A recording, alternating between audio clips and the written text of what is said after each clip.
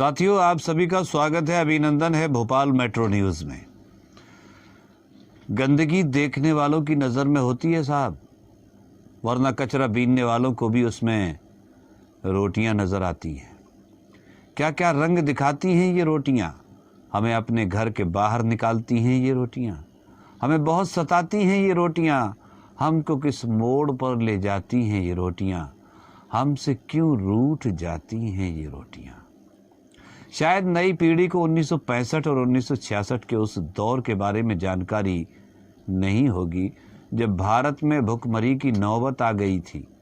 गेहूं की सहायता के लिए भारत ने अमेरिका से अनाज की मदद मांगी थी।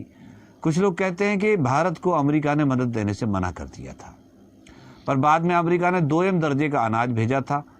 अब कारण चाहे जो भी रहा हो, इस विश्वासघात के बाद ही भारत में हरित क्रांति की नींव पड़ी थी।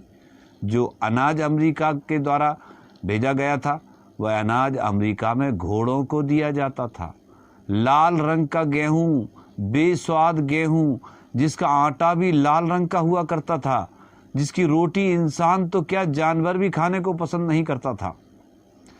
रोटी बनने के बाद रोटी का रंग सफेद की जगह गहरे लाल रंग का हुआ करता था, पर मजबूरी थी, पेट भरने के लिए रोटी तो जरूरी होती है, इसलिए आम जन मजबूर थे।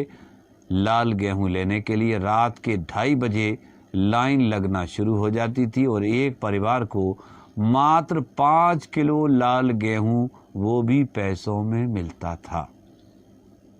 जिस परिवार में गेहूं खत्म हो जाता था उसका मुखिया गेहूं के लिए पूरे शहर की खाक छानता फिरता था, फिर भी उसको गेहूं के दर्शन नहीं होते थे। गेहूं की इतनी कमी हो गई थी कि उस समय के प्रधानमंत्री लाल बहादुर शास्त्री जी ने जनता से अपील की थी कि हफ्ते में एक दिन उपवास रखें। अक्टूबर 1965 में दशहरे के दिन दिल्ली के रामलीला मैदान में शास्त्री जी ने देश की जनता को संबोधित किया था। उन्होंने देशवासियों से एक दिन का उपवास रखने की अपील की थी। साथ ही कृषि उत्पादन में आत्मनिर्भरता के लिए उन्होंने पहली बार जय जवान जय किसान का नारा दिया था। शास्त्री जी का ये नारा जवान एवं किसान के श्रम को दर्शाता है। उनके इस नारे का प्रयोग आज भी रैलियों और सभाओं में किया जाता है। सितंबर 1965 में भारत और पाकिस्तान के बीच युद्ध चल रहा था। भारत की सेना ने पाकिस्तान के अभिमान को चकनाचूर कर दिया था। पाकिस्तान अमेरिका की गोद में जाकर बैठ गया। अमेरिका के राष्ट्रपति ने प्रधानमंत्री लाल बहादुर शास्त्री जी से कहा कि युद्ध समाप्त कर दो, नहीं तो हम गेहूं देना बंद कर देंगे। भारत में 1965 और 1966 में 2 बार सूखा पड़ा और अनाज की पैदावार घटकर 20% रह गई थी। केवल विदेशी अनाज की मदद से ही भारत को बड़े पैमाने पर भुखमरी से बचाया गया था। आज भारत के वैज्ञानिकों की मेहनत रंग लाई है। उन्होंने कृषि की नई नई तकनीक की खोज की, उच्च गुणवत्ता के बीज, खाद की उपलब्धता और किसानों का कठोर परिश्रम से आज सरकार के पास अनाज का 8 करोड़ टन का भंडार है। इसका मुख्य कारण है बेहतर वितरण, जिससे भारत में भुखमरी खत्म हुई और अनाज के भंडार भर गए। कम बारिश वाले इलाकों में रोजगार योजनाओं के द्वारा खरीद की क्षमता पैदा की गई, जहां उसकी सख्त जरूरत थी। धीमी लेकिन निरंतर गति से रास्तों का जाल फैलाया गया, जिससे अभावग्रस्त इलाकों में अनाज की पहुंच बढ़ी। सार्वजनिक वितरण प्रणाली का निरंतर फैलाव हुआ। दूसरा, सिंचाई के विस्तार ने फसलों के नुकसान को रोका। सिंचित क्षेत्र का अनुपात जो पहले 1/3 था वह 55% हो गया। पहले ज्यादातर सिंचाई नहरों से होती थी। जब सूखे के कारण जलाशय भी सूख जाते थे तो खेती पर भी असर पड़ता था। 6 दशक में ट्यूबवेल सिंचाई तेजी से बढ़ी। अब 80% सिंचाई ट्यूबवेल से होती है। लाल बहादुर शास्त्री जी ने जो किसानों से आह्वान किया था, किसानों ने उसको सही साबित किया, पर आज की स्थिति किसानों की फिर से दयनीय होती जा रही है।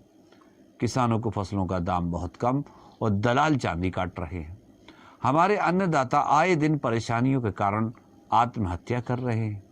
हमारे बुजुर्गों ने अकाल देखा है, इसलिए हर परिवार में ये रिवाज बन गया था कि गेहूं के मौसम में साल भर का गेहूं खरीद कर घर में रख लिया जाता था। हमारे बुजुर्गों को रोटी की अहमियत मालूम थी, इसीलिए रोटी को फेंका नहीं जाता था। बासी रोटी को बड़े चाव से खाया जाता था। जब रोटी बहुत ज़्यादा बच जाती थी तो रोटियों को सुखा कर रख लिया जाता था। बाद में सूखी हुई रोटियों से तरह तरह के पकवान और लड्डू बनाए जाते थे। पर अब समय पलट गया है। हम लोगों ने अनाज की इज्जत करना छोड़ दी है।